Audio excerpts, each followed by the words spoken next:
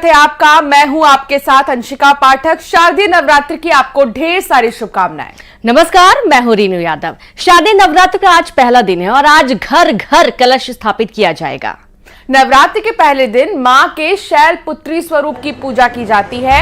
आज सुबह से ही देवी मंदिरों में श्रद्धालुओं का तांता लगा हुआ है। वहीं बड़ी संख्या में भक्त मां के जयकारे भी लगा रहे हैं। आपको देश दुनिया की अलग अलग तस्वीरें हम दिखाएंगे। शारदीय नवरात्र का पहला दिन है और आज का दिन बहुत ही खास। हर घर में कलश स्थापित किया जाएगा। नवरात्र के पहले दिन मां के शैलपुत्री स्वरूप की पूजा की जाती है और आज सुबह से ही देवी मंदिरों में श्रद्धालुओं का तांता लगा हुआ है। बड़ी संख्या में भक्त मां के जयकारे लगा रहे हैं।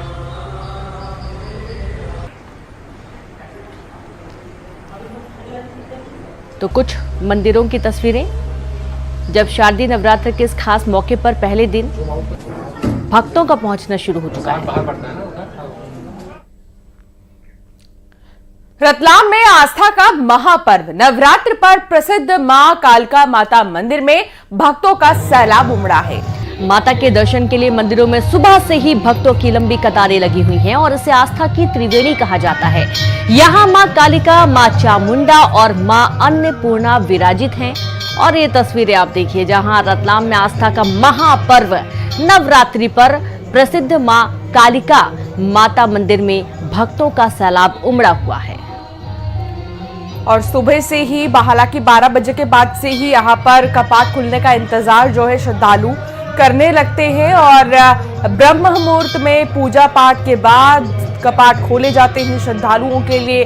फिर श्रद्धालु यहाँ प्रसिद्ध माता रानी के दर्शन करते हैं। और अब क्योंकि पहला दिन है तो पहले दिन तमाम जो भक्त हैं वो मंदिरों में पहुंचते हैं और प्रसिद्ध मान्यता जहां जहां पर है मंदिरों की वहां पर जाकर माता का आशीर्वाद लेते हैं। और कुछ ऐसा ही नजारा कालिका माता मंदिर का भी देखने को मिला।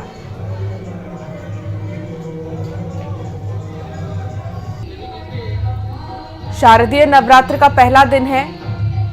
मां शैलपुत्री की पूजा आज की जाती है। नवरात्र के पहले दिन अंबिकापुर के मंदिरों में भी भक्तों का तांता लगा हुआ है। मां महामाया मंदिर में सुबह से ही श्रद्धालु पहुंच रहे हैं। मान्यता है कि यहाँ सच्चे मन से की गई कामना पूरी होती है और लोगों की आस्था इतनी ज्यादा है कि सालों से यहाँ पर नवरात्र के पहले दिन श्रद्धालु पहुंचते हैं और मां के दर्शन करते हैं।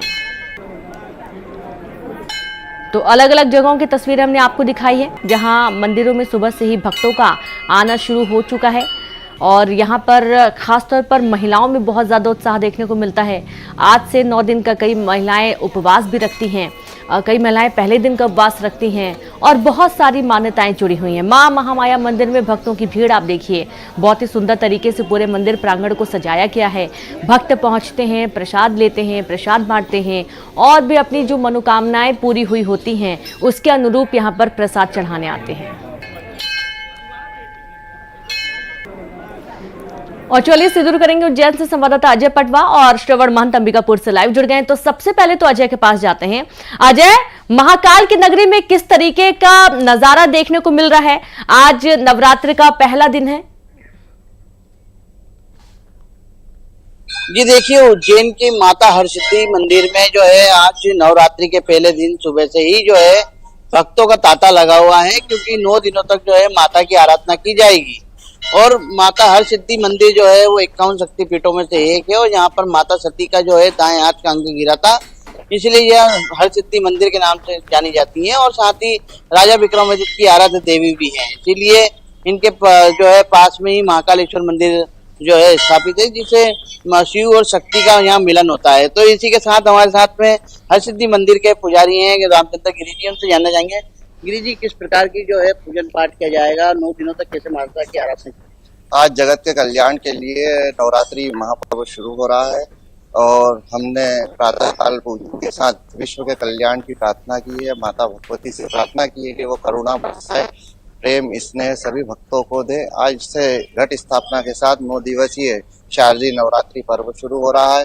इस पर्व के दौरान जो भी श्रद्धालु माता का स्मरण करते हैं, दर्शन करते हैं, पूजन करते हैं, जप करते हैं, उन्हें अभिष्ट फल की प्राप्ति होती है। विशेषकर महिलाएं बड़ी संख्या में माता का व्रत करती हैं, उन्हें माता शक्ति प्रदान करती हैं, चूंकि शक्ति स्वरूपा है और यहाँ हमारे आंगन में आप देख रहे हैं विश्व की 2 सबसे बड़ी प्राकृतिक ज्योत है जो 12वीं शताब्दी से इसी स्वरूप में प्रज्वलित होती आ रही है। विक्रमादित्य जब इसका रागदीप में गायन करते थे तो यह देवी कृपा से स्वतः प्रज्वलित होती थी। उसी क्रम में यहाँ ज्वाला माई आज भी दर्शन देती है, नित्य माता की ज्योत जलती है और दूर दराज से यहाँ पे लोग माता के दर्शन करने आते हैं। चूंकि यह शिव शक्ति का आंगन है, रुद्र सागर का एक छोर माता के चरण छूता है, दूसरा छोर हमारे महाकालेश्वर बाबा के चरण छूता है। तो ये दोनों का शिव शक्ति का मिलन केंद्र है। ये महाकाल वन में स्थापित आद्य शक्ति शक्तिपीठ हरसिद्धि माता है। यहाँ मंगल चंडी दाएं हाथ की कोहनी के स्वरूप में विराजित है। बाद में चंडमुंड नामक राक्षसों का वध करने के लिए उन शस्त्रों का भोलेनाथ ने आह्वान किया। हर का कार्य सिद्ध करने के लिए हरसिद्धि नाम दिया गया। कालांतर में माता हरसिद्धि के नाम से पूजी जाती हैं और सभी अगाध आस्था लिए यहाँ पर पधारते हैं।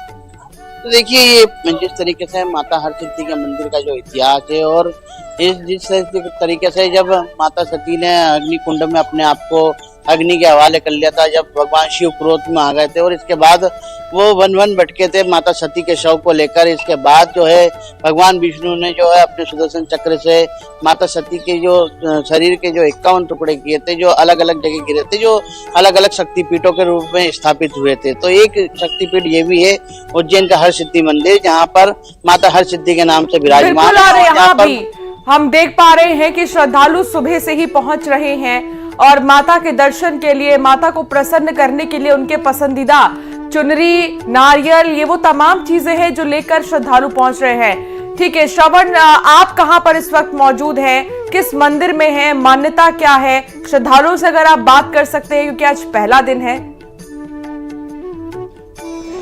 जी बिल्कुल, मैं इस वक्त अंबिकापुर के माँ महामाया मंदिर में मौजूद हूँ और ये माँ महामाया के मंदिर में मान्यता है कि जो भी सच्चे मन से जो भी मुरादें मांगते हैं उसको माँ जरूर पूरी करती हैं। और यहाँ कोई भी शुभ काम करने से पहले यहाँ माँ मंदिर में लोग जरूर पहुँचते हैं। और आज नवरात्र का पहला दिन है और सुबह से ही यहाँ पर जो है श्रद्धालुओं का तांता लगा हुआ है। हमारे साथ कुछ श्रद्धालु भी हैं, पहुँचे हुए हैं। किस तरह की यहाँ पर मान्यता है, क्या यहाँ जो भी श्रद्धालु आते हैं उनकी सारी मान्यताएं पूर्ण होती है। और हम लोग तो हर मंगलवार आते हैं और डेली भी आते हैं लोग, और नवरात्रि में पूरे हर दिन आते हैं और सारे लोगों की मनोकामनाएं पूर्ण होती हैं।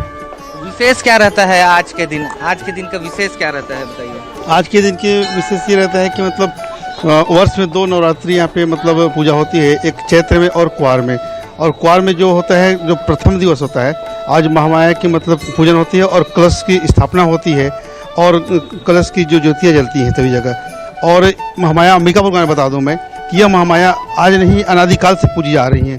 इसके पहले इस पहाड़ी के ऊपर आपको श्रीगढ़ पहाड़ी के ऊपर पूजी जाती थी। इसके बाद अंबिकापुर में महामाया के नाम पे यहाँ पे इस जगह पे पूजी जा रही हैं। ये कहना चाहिए कि यहाँ के जो राज परिवार हैं उनकी कुलदेवी के रूप में पूजित हैं। यहाँ पर महिलाएं भी हैं, महिलाएं जो सुबह से ही पहुँची हुई हैं, बात करते हैं। आप सुबह से ही यहाँ पर आई हैं, किस तरह का आस्था है? 5 बजे से हम लोग आए हैं। बहुत अच्छा महामाया में है, बहुत भीड़ लगता है और ऐसे बहुत शक्ति है महामाया में। हर नवरात्र को आते हैं, हर मंगल को आते हैं, बहुत श्रद्धालु आते हैं। तो देख सकते हैं किस तरह से श्रद्धालुओं में है। और भी कुछ श्रद्धालु, उनसे भी बात करेंगे। सबसे बिल्कुल श्रवण, और आप अपनी बातचीत लगातार जारी रखिए। बहुत शुक्रिया तमाम तस्वीरें दिखाने के लिए। अजय, आपका भी बहुत शुक्रिया तमाम तस्वीरें दिखाने के लिए, श्रद्धालु से बातचीत करने के लिए। और इस तरीके से आज पूरे मंदिरों में श्रद्धालु पहुंच रहे हैं। आगे बढ़ेंगे, अगली खबर का जिक्र करेंगे, बात करेंगे भोपाल में धरने पर बैठे अतिथि शिक्षकों पर लाठीचार्ज करने की खबर सामने आई है। नियमितीकरण की मांग को लेकर अतिथि शिक्षक धरने पर बैठे हुए हैं। अतिथि शिक्षकों का आरोप है कि पुलिस ने उन्हें लाठीचार्ज कर खदेड़ दिया है। अतिथि शिक्षकों का आरोप है कि लाठीचार्ज में कुछ शिक्षक घायल हुए हैं। बता दें कि नियमित करने की मांग को लेकर अतिथि शिक्षक कई दिनों से धरने पर बैठे हैं और अतिथि शिक्षकों के साथ अतिशेष शिक्षकों की जो प्रक्रिया अपनाई जा रही है, इससे भी वे काफी नाराज हैं। हालांकि अभी हाल ही में जो पूर्व सीएम हैं, मौजूदा कृषि मंत्री शिवराज सिंह चौहान से भी उन्होंने बातचीत की थी और बहुत भरोसा दिलाया था, उन्होंने भरोसा जताया था तो वहीं शिवराज सिंह चौहान ने भी कहा था कि मैं बात करूंगा, लेकिन अब जिस तरीके की स्थितियां बनती हुई नजर आ रही हैं उसके बाद से जो अतिथि शिक्षक हैं वो और ज्यादा नाराज हो रहे हैं। अतिथि शिक्षकों का आक्रोश बढ़ता जा रहा है। कहना है कि पिछले 18 से 20 सालों से लगातार वो सेवाएं देते आ रहे हैं, लेकिन अब अतिशेष शिक्षकों का फॉर्मूला अपनाकर कई अतिथि शिक्षक ऐसे हैं जिन्हें अभी ड्यूटी ज्वाइन ही नहीं करवाई गई। और ये भी आरोप लगाया जा रहा है कि 10वीं और 12वीं के रिजल्ट अच्छे नहीं आने के चलते तो कई शिक्षकों को सालों से नहीं बुलाया गया है और इसके चलते अब उनके सामने जीवन यापन का संकट भी गहराने लगा है। बहुत सारी शिकायतों को लेकर वे पहुंचे थे और इस दौरान उनके साथ लाठीचार्ज हुआ और इसमें कई शिक्षकों के घायल होने की भी जानकारी है। तो ये तस्वीर जो आप देख रहे हैं यही आरोप अतिथि शिक्षकों की तरफ से लगाए गए हैं कि उन्हें खदेड़ा गया है और उन पर लाठी चार्ज किया गया है। भोपाल की ये तस्वीर दिखा रहे हैं जहां अतिथि शिक्षक लगातार नियमितीकरण की मांग कर रहे हैं और यहां प्रदर्शन कर रहे थे, जिसके बाद उन्हें देर रात हटाने की कोशिश की गई। शैलेंद्र भदौरिया संवाददाता साथ जुड़ गए हैं। शैलेंद्र, सवाल यह है कि अतिथि शिक्षक अपनी मांग को लेकर अड़े हुए हैं। बीच में कई दौर की जब बातचीत हुई तो मान भी गए थे, लेकिन दोबारा से उनका प्रदर्शन शुरू हुआ। फिलहाल क्या स्टेटस है? देखिए, मैं बिल्कुल आपको बता दूं, कल गांधी जयंती के दिन अंबेडकर पार्क में सभी अतिथि शिक्षक प्रदेश भर से इकट्ठा हुए थे और उसके बाद मुख्यमंत्री आवास के लिए वो लोग निकले थे, लेकिन पुलिस ने बैरिकेटिंग करके उन्हें रोक लिया था और बैरिकेटिंग को भी तोड़ने का प्रयास जो है वो इन अभ्यर्थियों के द्वारा किया गया था। उस दौरान अतिथि शिक्षकों को पुलिस ने वहीं रोक दिया था। उसके बाद वो सड़कों पर बैठ गए थे और देर रात तक, लगभग 8 बजे के आसपास तक वो सड़कों पर बैठे रहे थे। इस दौरान पुलिस ने उन्हें हटाने का प्रयास किया। जब वो नहीं हटाए तो हल्का बल प्रयोग पुलिस की तरफ से किया गया है। पुलिस का ये कहना है कि हल्का बल प्रयोग किया गया, लेकिन अतिथि शिक्षक जो है वो ये कह रहे हैं कि पुलिस पर लाठीचार्ज किया गया और इसमें कई महिलाएं जो है वो उसमें घायल भी हुई, कुछ लोगों को अस्पताल में भी भर्ती करना पड़ा। हालांकि ये आंदोलन जो है वो केवल एक दिन की बात कही जा रही थी कि एक दिन केवल ये आंदोलन होगा और अपनी मांगे मनवाने के लिए यहाँ पर भोपाल पहुंचे हैं, लेकिन जिस तरीके से कल देर रात में जो वाकया पेश आया, जिस तरीके से लाठीचार्ज की बात सामने आई, उसके बाद जो जिलाध्यक्ष है वो जो उसके अतिथि शिक्षकों के अध्यक्ष है, उनका साफ तौर पर यह कहना है कि ये हड़ताल अब आगे भी जारी रहेगी। प्रदेश के अलग अलग हिस्सों में ये हड़ताल लगातार जारी रहेगी। अगर जरूरत पड़ी तो आमरण अनशन पर भी बैठेंगे। और जिस बात का आपने जिक्र किया कि पिछली बार अतिथि शिक्षक राजधानी भोपाल की सड़कों पर उतरे थे, उस समय स्कूल शिक्षा मंत्री से उनकी मुलाकात भी हुई थी और कई मांगे मानने की बात भी उन्होंने कही थी, लेकिन बाद में जब एक बयान उन्होंने दिया था कि आप अतिथि बनकर रहिए, अगर घर पर कब्जा करने का प्रयास न करें, उस बयान के बाद जो है मध्य प्रदेश के अतिथि शिक्षक जो है वो भड़के हुए। हालांकि डीपीआई ने एक नए आदेश के तहत ये कहा था कि आने वाले समय में जो भी शिक्षक भर्तियां होंगी उसमें 25 अंक अतिरिक्त अतिथि शिक्षकों को दिए जाएंगे। यानी सीधे तौर पर यह कहा गया था कि उनको यहां से नियमित नहीं किया जाएगा, बल्कि शिक्षक भर्ती प्रक्रिया में अगर वो हिस्सा लेंगे तो उनको 25 अंक जो है वो इस बात के दिए जाएंगे कि उन्होंने अतिथि शिक्षक के तौर पर पढ़ाई की है। और यही कारण है कि अतिथि शिक्षक इस सब के आदेश के बाद नाराज है। वो सीधे तौर पर अपनी नियमितीकरण की मांग कर रहे हैं और इसी को लेकर कल राजधानी भोपाल पहुंचे थे, जिनके साथ लाठीचार्ज किया गया। अब देखना होगा कि आज अतिथि शिक्षक क्या रुख अपनाते हैं, क्या अपने अपने जिलों में जाकर हड़ताल करेंगे या फिर राजधानी भोपाल में ही डेरा जमाए रहेंगे। जी बिल्कुल, बहुत शुक्रिया आपका शैलेंद्र तमाम जानकारी साझा करने के लिए। और इस तरीके से अतिथि शिक्षकों की नाराजगी आज भी देखने को मिलेगी। आगे बढ़ेंगे, कोरबा की बात करेंगे। मेडिकल कॉलेज हॉस्पिटल के डायलिसिस कक्ष में उस वक्त हड़कंप मच गया जब मशीन में करंट लगने लगा। कुछ मरीजों ने महसूस किया कि उनके शरीर में झटके लग रहे हैं और इससे मरीज घबरा गए। अस्पताल में हड़कंप मच गया। डायलिसिस मशीन में खराबी की सूचना मिलने पर मेडिकल कॉलेज अस्पताल प्रबंधन हरकत में आया और तुरंत ही डायलिसिस फंक्शनिंग बंद कराई गई। मेडिकल कॉलेज हॉस्पिटल के असिस्टेंट सुपरिटेंडेंट रविकांत जाटवर ने बताया कि यहां पर लगा आरओ सिस्टम में करंट आने के कारण यह हुआ है। डायलिसिस मशीन को बंद कराया गया है, यूनिट की जांच की जा रही है, ऐसा उनका कहना है, लेकिन ये बहुत बड़ी लापरवाही भी है। कोरबा के मेडिकल कॉलेज हॉस्पिटल के डायलिसिस कक्ष में हड़कंप मच गया और वो भी तब जब कुछ मरीजों ने करंट जैसा महसूस किया कि उनके शरीर में समय समय पर झटके लग रहे हैं। इससे मरीज घबरा गए। जब उन्होंने इसकी शिकायत की, एक नहीं बल्कि वहां पर जितने मरीज थे सबने यही महसूस किया। अस्पताल में हड़कंप तब मच गया। फिर पता चला डायलिसिस मशीन में खराबी की सूचना जो है दी गई। इसके मिलने के ठीक बाद मेडिकल कॉलेज अस्पताल प्रबंधन हरकत में आया और जब चेक किया गया तो पता चला कि आरओ से करंट आ रहा था, जिससे कि पूरे ही मशीनों में इस तरह का जो इफेक्ट है वो देखने को मिला। अब्दुल असलम संवाददाता साथ जुड़ गए हैं। अब्दुल, ये बहुत बड़ी लापरवाही है। अगर कोई बड़ा हादसा हो जाता तो क्या ये अस्पताल जिम्मेदार होता है इसका? निश्चित तौर पर एक बड़ी लापरवाही ये कही जा सकती है। जिस तरीके से लोग जो है अपनी जान बचाने के लिए अस्पताल पहुंचते हैं और जहां डायलिसिस कक्ष में जिस तरीके की स्थिति निर्मित हुई है कल, और उसको लेकर जो मरीज है उन्हें झटका का एहसास हुआ और इसकी शिकायत अस्पताल प्रबंधन से तुरंत की और उसके बाद वो बताया जा रहा है कि आरओ जो सिस्टम है उसमें ये करंट की बात सामने आई है, जिसके बाद इसको बंद कराया गया और मशीन की जो है जांच की जा रही है। निश्चित तौर पर अगर कोई बड़ा इसमें हादसा होता तो एक बड़ी लापरवाही जो है वो सामने दिखाई दे रही है, लेकिन इस पर जरूर इस पर जांच की जानी चाहिए ताकि इस तरीके की स्थिति दोबारा निर्मित ना हो। जी बिल्कुल, बहुत शुक्रिया आपका अब्दुल जानकारी के लिए। और अब इसकी जांच की बात कही गई है, कहा जा रहा है कि जल्दी जांच होगी और जो कारण है वो स्पष्ट हो जाएंगे। आगे बढ़ेंगे, बात करेंगे रायसेन से बड़ी खबर की, जहां बेगमगंज में कार ड्राइवर की बड़ी लापरवाही सामने आई है। पुल पर पानी भरने के बाद ही ड्राइवर ने कार निकालने की कोशिश की है। इस दौरान पुल के बीच में कार फंस गई। स्थानीय लोगों की मदद से कार ड्राइवर को सुरक्षित बाहर निकाला गया है। ये तस्वीर आप देखिए। तो वहीं लापरवाही बरतने पर ड्राइवर के खिलाफ कार्रवाई की बात भी कही जा रही है। हालांकि ड्राइवर की जान जरूर बच गई, लेकिन जो बहुत बड़ी लापरवाही सामने आई है वो ये है कि पुल के ऊपर से पानी भरा हुआ था, उसके बावजूद जो कार चालक था वो कार को निकालने की कोशिश में लग गया और उसके बाद वो खुद ही बीच मझधार में फंस गया। स्थानीय लोगों ने उसे बाहर निकाला और उसकी जान बचाई। और इसीलिए कहा जाता है कि स्मार्ट होना अच्छी बात है, लेकिन ओवर स्मार्ट नहीं होना चाहिए, क्योंकि इस तरह जो तस्वीर आप देख रहे हैं, खतरों के खिलाड़ी बनने की कोशिश ड्राइवर की तरफ से की गई, लेकिन यहां उल्टा इस पर ही भारी पड़ गई और कार बीच में ही फंस गई।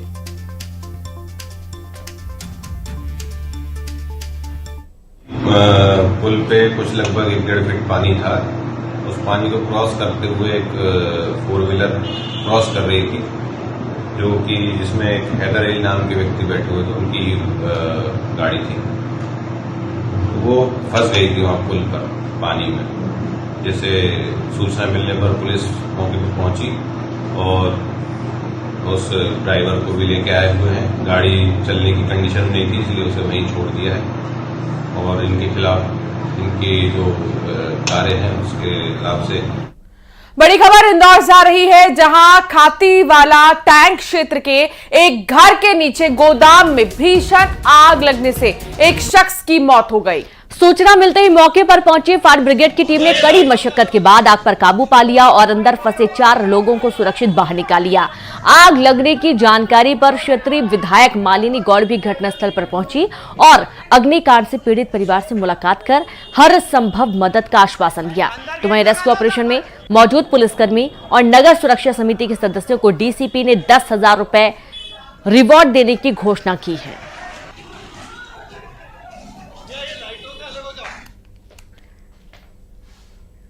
खबर ग्वालियर से है, जहां पर गांधीनगर इलाके में मल्टी फ्लैट में भीषण आग लग गई।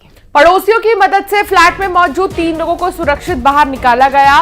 सूचना मिलते ही मौके पर फायर ब्रिगेड की टीम पहुंची और कड़ी मशक्कत के बाद आग पर काबू पाया गया। तो वहीं अग्निकांड की सूचना मिलते ही मौके पर पहुंचे ऊर्जा मंत्री प्रद्युम्न सिंह तोमर ने भी पीड़ित परिवार से मुलाकात की और साथ ही मुआवजा दिलाने का भरोसा भी मंत्री जी ने दिलाया है। फायर ब्रिगेड ने आग पर काबू पा लिया है, लेकिन यहां पर बड़े नुकसान की आशंका जताई गई है।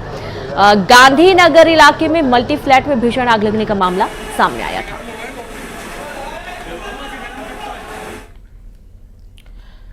विदिशा में अतिक्रमण पर बुलडोजर चला है। सरकारी जमीन को कब्जा मुक्त कराया गया। पुलिस की मौजूदगी में चला बुलडोजर। खाद गोदाम की खाली जमीन पर था कब्जा। करोड़ों की जमीन खाली कराई गई है। देखिए तस्वीरें, जब अवैध तरीके से जो निर्माण किया गया था उसे ध्वस्त किया गया और सरकारी जमीन को अतिक्रमण मुक्त कराया गया।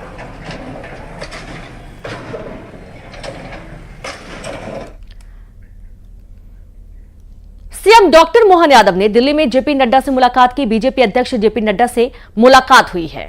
बता दें आपको कि जेपी नड्डा के आवास पर ही उनकी मुलाकात हुई है और ये बहुत खूबसूरत तस्वीर आप देख रहे हैं प्रदेश के मुखिया की, जिन्होंने जेपी नड्डा से मुलाकात की है। मौजूदा में स्वास्थ्य मंत्री और प्रदेश के बारे में जानकारी साझा की गई है। जेपी नड्डा से मुख्यमंत्री ने बातचीत की है और कई नए प्रोजेक्ट्स, हालांकि बीते दिन की अगर बात करें तो स्वच्छता अभियान को 10 साल पूरे हुए। इस उपलक्ष्य में उन्होंने मुलाकात की और कई बातों पर चर्चा हुई है।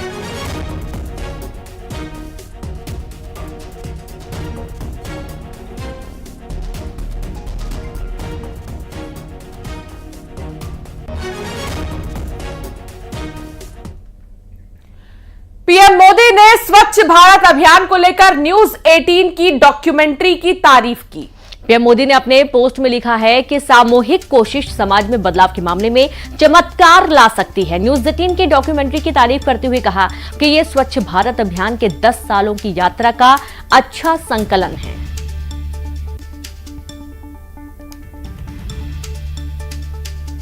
तो देखिए, स्वच्छ भारत अभियान को लेकर डॉक्यूमेंट्री बनाई गई है और इसकी प्रधानमंत्री नरेंद्र मोदी ने तारीफ की। बुलेटिन में फिलहाल इतना है। आप देखते रहिए न्यूज 18 एमपी छत्तीसगढ़। नमस्कार।